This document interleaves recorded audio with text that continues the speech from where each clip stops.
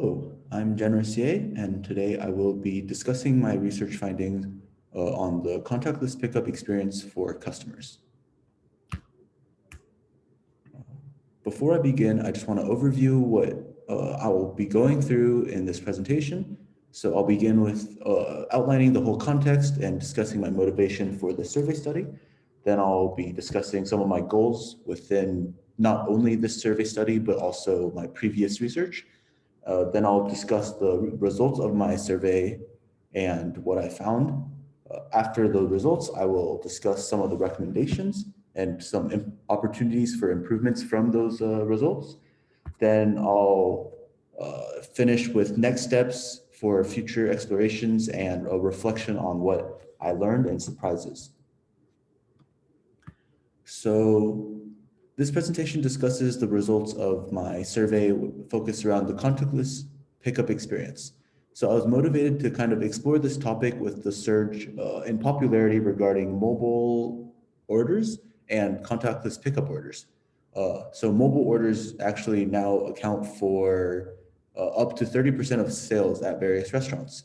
And additionally, 18% of customers using mobile apps to order food are new users, and this number is only increasing throughout the pandemic.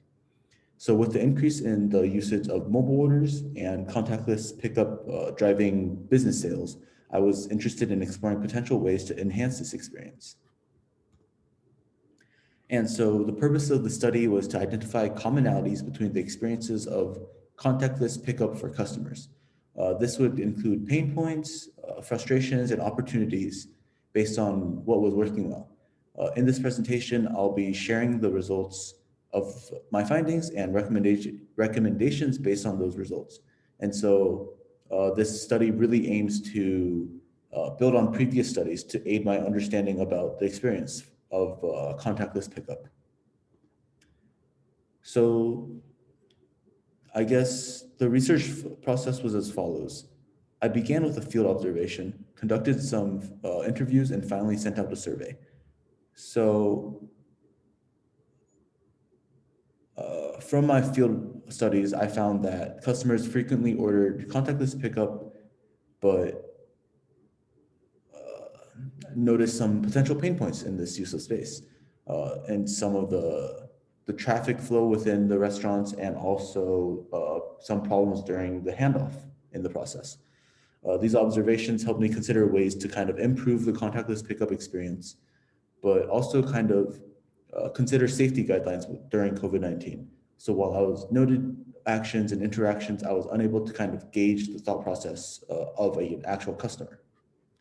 And to build on those observations, I conducted 3 interviews to gain insight into the contactless pickup experience from different perspectives and examine what thoughts traveled through the minds of customers. So I spoke to 3 individuals that frequently ordered contactless pickup. And in cross-referencing my findings, I was able to find similar successes, opportunities, and pains. In the same way, some of my observations were confirmed and others were challenged. However, I need to be aware that I only interviewed 3 individuals and that this is a limitation because I guess the small sample size. And so to continue this, the whole research process, this is where I am now at the survey study. So this survey study intends to kind of draw a larger sample size to kind of confirm observations from the field study and information from the interviews. Additionally, the survey offers me the opportunity to kind of better understand customer experiences in depth using questions that explore my findings from previous studies in depth. Another benefit of the survey study was that the larger sample size offers me the ability to cross-reference between answers within the survey and also in the interviews to kind of confirm or deny findings.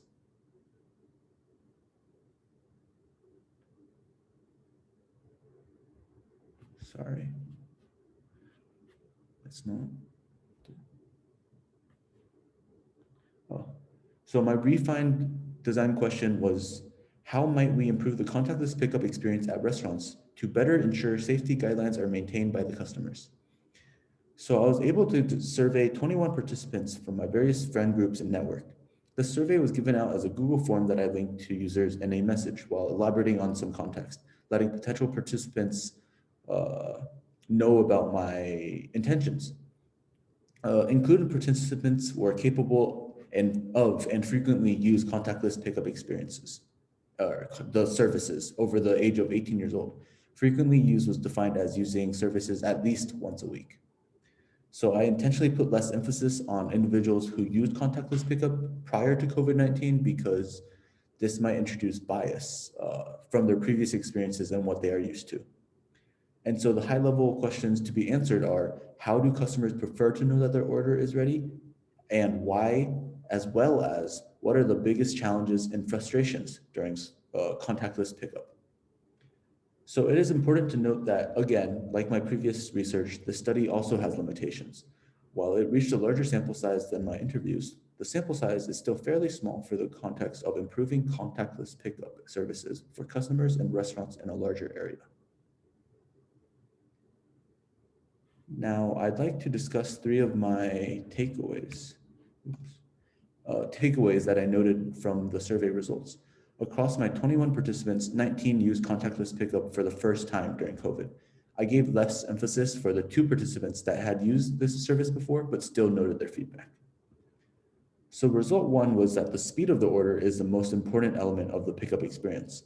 Across my 21 participants, over half found that the speed of the order was the most important factor, easily being more significant than the other factors of the experience. So expanding on this information, here are some quotes from users regarding the biggest challenges and frustrations during the process. One user noted that the problem of potentially waiting inside, and then that would mean that the contactless pickup experience wasn't speedy at all, so that they could have easily ordered within the store and probably received the order faster. And then another participant stated that the challenge is waiting when it's not ready fast enough. So the data and statements imply that the provided time estimates for customers are not always accurate and may lead to waiting times that impact the speed of the order, which is the most important factor in having a great contactless pickup experience. Result 2 was about the lowest priority from the survey. So in contrast to result 1, the friendliness of the staff was the least important aspect regarding the contactless pickup experience. 81% of respondents ranked the friendliness of staff as the lowest priority in terms of their contactless pickup considerations. As seen on this chart, it overwhelmingly outnumbered the other factors as the least important factor in deciding to order contactless pickup. So what does this imply? Well, to start, customers are already having minimal contact with employees and with other customers. So they do not care much about the minor interactions during the process. Much of the reason to talk to staff involves asking about one's orders, and customers seem to think of this interaction as unimportant, which offers the opportunity to minimize contact and interactions, especially during COVID.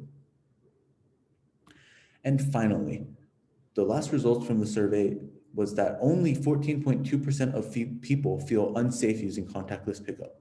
Actually, 57.2% feel safe and 28.6% are neutral.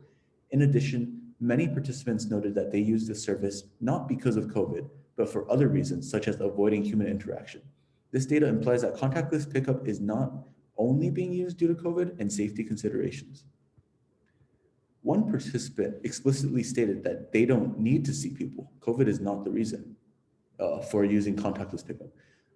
Others noted that the motivator for contactless pickup is to save the hassle of speaking to people and also so that they can avoid people. The data and statements imply that contactless pickup has a spot in the future and plans for longevity can be considered as well. So as a result, it is worthwhile investigating ways to keep the contactless pickup experience as a way to avoid people interaction. So in order to address result 1 regarding the speed of the orders, I propose providing status updates on orders and actually alerting customers when orders are entirely ready to pick up. So a great example is shown here, as Domino's has a progress tracker that updates at each stage of the process, including when the order is received and when the order is ready for pickup or being delivered. Many places provide estimated times as noted by respondents, but these times will vary depending on day and time. The accuracy is rather inconsistent and there are many uncontrollable factors, such as business. Recommendation 2 addresses how the friendliness of the staff holds a low weight in motivating customers to use contactless services. So I recommend continuing to follow this process and minimize contact. Restaurants should offer opportunities for customers to kind of pick up orders without needing to engage in conversation with employees. After implementing recommendation 1, customers may know that their order is ready, and this will allow them to simply walk in and skip both waiting and conversing.